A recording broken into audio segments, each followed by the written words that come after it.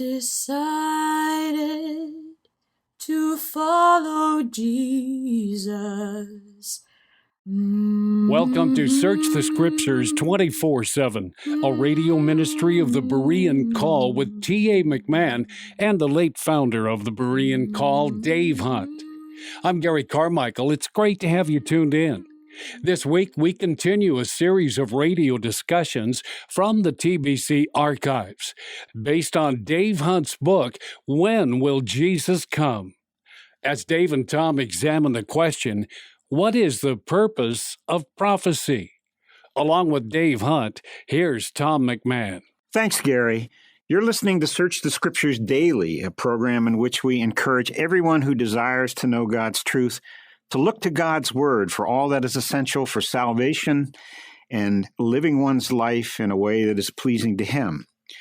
We're currently discussing Dave Hunt's book, When Will Jesus Come?, subtitled Compelling Evidence for the Soon Return of Christ.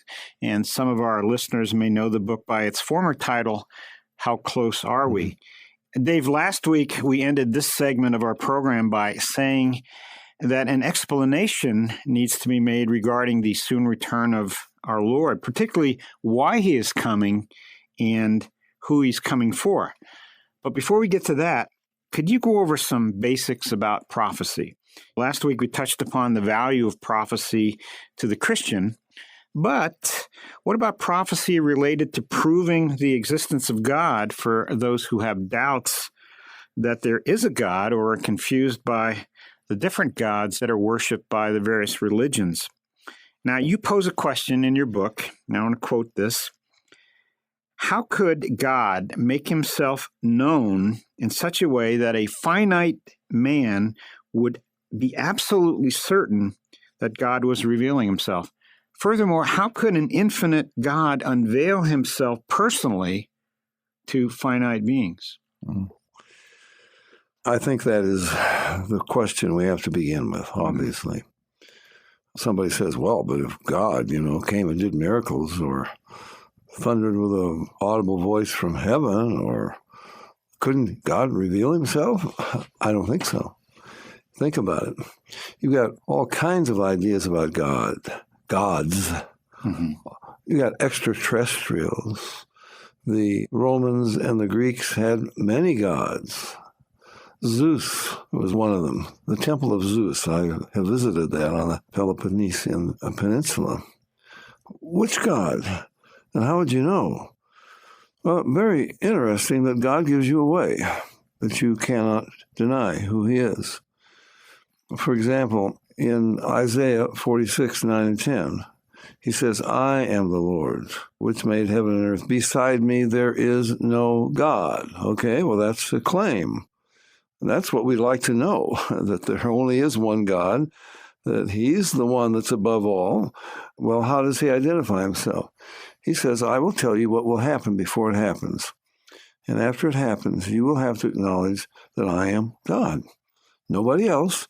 Where does He tell us this? In His Word, the Bible, okay? So He's going to prove His existence. He's going to prove who He is. He's going to identify Himself very clearly and tell us His characteristics. And He's going to do it in a book called the Bible, which He claims He inspired about 40 different men over a period of 1,600 years to write. And you've got a lot of evidence for that because they don't contradict one another. Right. And Dave, more than 4,000 times, I think in the Old Testament alone, we have, thus saith the Lord, the word of the Lord came to me. Right. So that's repeated throughout Scripture. That's quite a claim. The Quran, for example, well, Muhammad says that Gabriel gave him these revelations from Allah. Allah doesn't speak directly to him. He speaks through Gabriel. The Bible says, no, God is speaking. He's speaking through His prophets, but you get the words that He speaks directly to His prophets, and not just one man like Muhammad, but for every author of the Bible, and they didn't make it up, they were inspired of God. This is their claim, the claim of everyone. You have 39 other witnesses, okay, who all corroborate what the one man is saying, and it all hangs together. So the Bible then is absolutely unique. Now, it would have to be. If you got a bunch of other gods out there and they can all prophesy and tell you what's going to happen in the future, it's not going to work.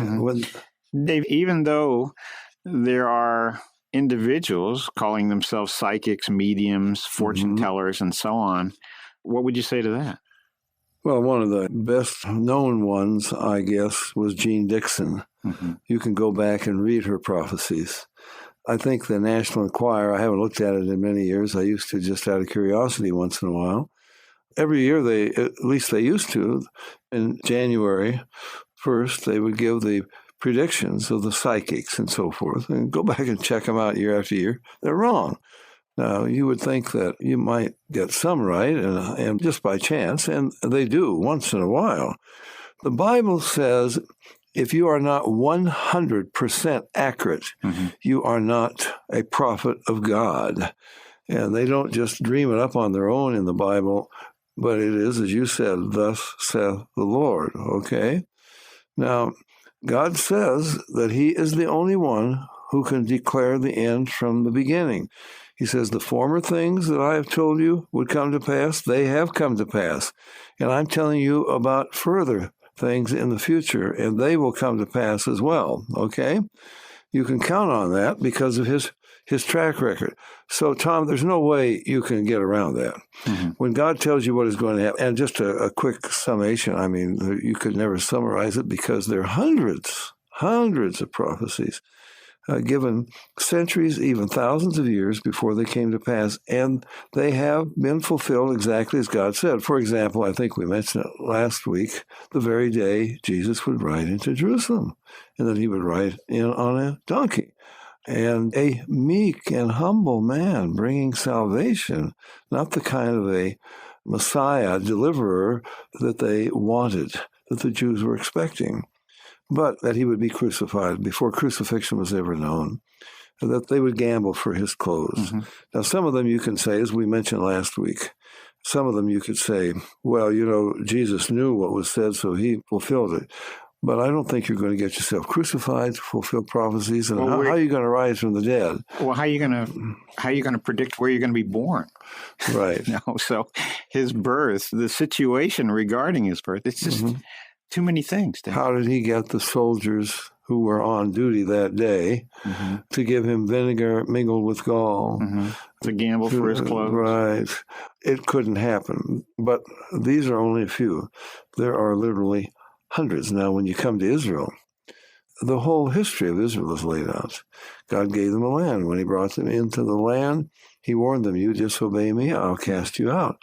I will scatter you to every nation on the face of this earth. It happened. We call them the wandering Jew.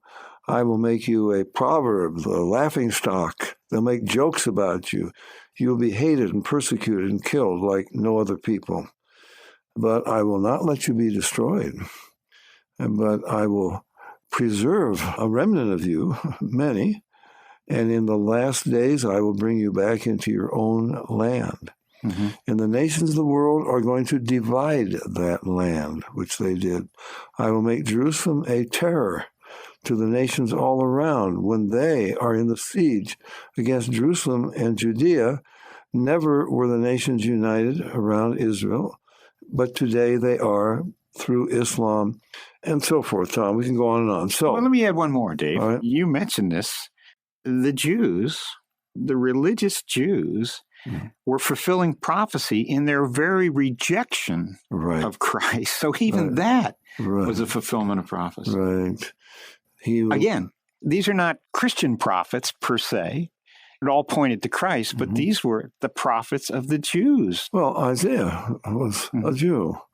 He's despised, rejected. Man, there's no beauty that we should desire him. We hid our faces from him. We said, he's smitten and stricken of God. You know, he's got a curse on him. Exactly what they said. Now, I don't know how you're going to get the Jews in Jerusalem to fulfill these prophecies if you're not really the Messiah. Anyway, as we said last week, how many candidates do you have for Messiah? Nobody fulfilled all of these prophecies except Jesus Christ on the very day, okay? Mm-hmm. He also rose from the dead, and we can prove that, but we don't have time to go into that. And you're running the show here, Tom. I don't think you wanted to get into that.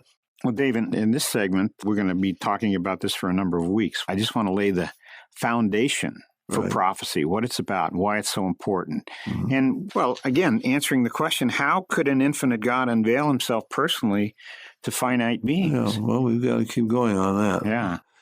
But first of all, I want to challenge any listener out there. Deny what I've been saying.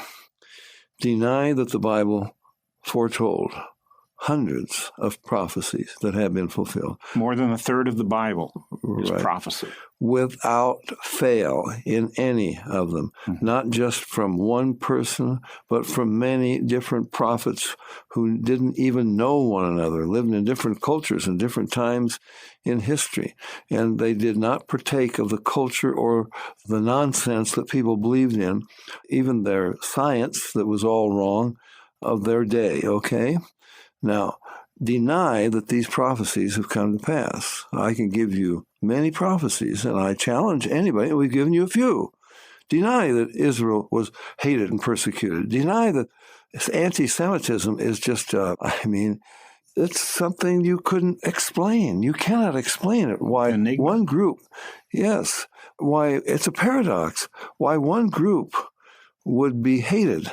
And as we mentioned, there have been groups of people like the Armenians, over 1 million of them were killed by the Turks. A lot of blacks died on their way to America on slave ships. Don't forget that blacks killed blacks, tortured and enslaved them before they ever sold any of them to the whites. And by the way, the Arabs were the slave traders. Okay, these are the Muslims. So there have been many peoples who have suffered. No people ever suffered in the attempt to exterminate them. That's what makes Israel unique. And we can give you many quotes, and we have given you many quotes of Muhammad, for example. Every Jew on this earth must be wiped out. They must exterminate them. They must exterminate Israel. We just had the president of Iran say Israel must be wiped from the map. Well, there's not even an Arab map that shows Israel's existence. So they've already done that in theory, and they intend to do it practically. Okay, so why this people are hated to such an extent that they want to exterminate them. And it wasn't just Hitler, okay? Now, what's wrong with these people? Well, you could say, well, some of it is jealousy. I don't know what percentage of the world the Jews comprise, be a would be 1/10 of 1%. I'm just calculating that in my brain here at the moment. You've got about 15 million Jews in the world today. And that's 1/650th or something like that of the world's population, okay? Just go to Google and let Google tell you how many Nobel Prize winners there are in medicine and physics and chemistry. I mean, it is way, way out of proportion, okay? These are a very special people. But anyway, hated, persecuted, killed like nobody else. You can't deny it. It's what the Bible said, okay? So the Jews are the proof, one of the many proofs that God exists. Okay, so now God comes to this earth. Suppose he came to this earth as a man. Sometimes you might look down, you might look at some birds. I have a special feeling for quail. We live in an area, here in Bend, awful lot of quail. I mean, they're everywhere. Or deer. Wow, those deer are a plague. I was out throwing some birdseed for my quail, and they come by the dozens, by the hundreds almost, and the doves. And here comes a deer running right up to me. He wants to get that birdseed right out of my hand, and they lick it off the ground, and that gets me angry. I don't mind feeding the birds in the neighborhood, but I can't afford to feed all the deer with bird seed. My goodness. And they will slurp it right out of a bird feeder, So anyway, you'd think, if I could just become a deer for a minute and I could explain things to them. But why would the deer pay any attention to this particular deer? They don't have enough intelligence. You couldn't do miracles. They wouldn't know what a miracle was anyway. But human beings, we could recognize a miracle. So here comes a man who claims to be God, and he does miracles. Now, of course, the Jews deny that the Messiah would be God, although their prophets said, Isaiah 9:6-7, unto us a child is born, a son is given, the government will be upon his shoulders, so he has to be the Messiah. His name shall be called Wonderful Counselor, the Mighty God, the Everlasting Father. I and my Father are one. You can't deny that. But anyway, they deny it. In fact, people say Jesus never claimed to be God. Indeed, he did. We give you many scriptures for that. And that, in fact, is why the Jews crucified him. In John chapter 10, I think it's around verse 34, Jesus says, I've done many good works. Why are you going to stone me? They lifted up stones to stone him, which they could not do because he had to be crucified. They said, for good works we stone thee not, but because thou being a man makest thyself out to be God, okay? So that was the ultimate blasphemy. Okay, but anyway, God comes as a man. He does miracles. Oh, no, come on, miracles? We don't believe in miracles today. Scientists would say, well, that's not a miracle. You just don't understand the laws that govern that situation. You see, it's like if I flew in a Piper Cub on a desert island and landed on the... Tom, I'm sorry, just interrupt me. I'm just going nonstop. No. Hey, Dave, when you got me fascinated, keep rolling. I fly in a Piper Cub, land on a beach they've never seen anybody before, and certainly not a white man, and I step off, and we're sitting around a campfire at night, and I pull a little gunpowder out of my pocket. I throw it in the fire, or I pull out a small explosive and throw it in, and it blows up and scares everybody to death. And they bow down and worship. They think I'm a god. I say, no, let me explain. It's a scientific thing. See, you just don't understand. So no matter what God, come as a man, would do, even raising the dead, the scientists would say, well, we're working on it in the laboratory. One of these days we'll be able to do it. So it's got to be something beyond miracles. Prophecy is beyond miracles. It is something that science cannot duplicate. Nobody can duplicate it. Nobody ever has. There are no prophecies in the Hindu Vedas, Bhagavad Gita, Ramayana, you name it, the Mahabharata, the sayings of Buddha or Confucius, anywhere. Okay, so this is how God reveals himself. Now, so that Jesus comes as a man, as the prophets foretold. The very manner, the very city, as you said, the very day he rides into Jerusalem. He's despised exactly. All of these things that we could go into, dozens of prophecies just about Jesus, the very timing in which he came. If you went to Luke chapter 3, it's in the 15th year of Tiberius Caesar, that certain things are happening pertaining to Jesus. You couldn't have foretold that. And not only that, he tells you who would be the governor, who would be the high priest, who would have various offices in what cities all around. This is not a prophecy. This is a declaration, a historical declaration at that time that verifies. How do we know? For example, I mentioned Daniel 9, where the very date that Jesus would ride into Jerusalem on a donkey, and we've explained that in the past, from Daniel 9, Nehemiah chapter 2, and so forth. How do we know that Jesus was here at that time? Luke chapter 3 tells you.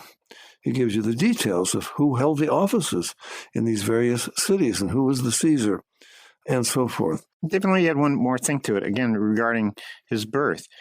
Mary and Joseph, they're living in Nazareth, right. But the Messiah has to be born in Bethlehem. Right. Now, what would send them to Bethlehem? Caesar Augustus has a decree that they have to go and register in the city of their family. Exactly. Amazing how it all gets fulfilled. So, Tom, I don't think you can explain it away. It wouldn't be enough for God, thunders with a voice. He manifested himself on Mount Sinai, of course. Thunder and lightning and earthquakes, and with an audible voice he spoke to the people of Israel. Did that convince them? only momentarily. Right.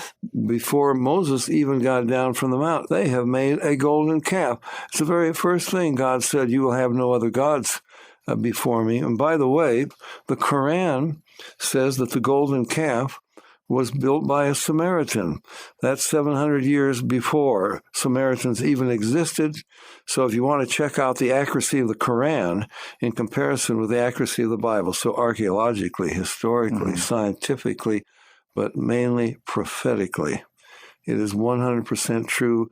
And now, therefore, Tom, we have a solid foundation. In other words, we're not whistling Dixie. We're not saying, oh, come on, now follow what we believe or join our church. Yeah. No, we want you to know the true God, and we want you to know the one and only Savior of sinners, who he is, why he came the first time, and what he accomplished, and it has everything to do with your eternal destiny. Right. So this is objective evidence, Dave. Absolutely. This isn't just a leap of faith. No. Hey, we got a really good story here, and we're going to persuade people to believe it. Absolutely not. We don't believe in cynicism, okay? That's somebody's already made up his mind. You couldn't convince him otherwise.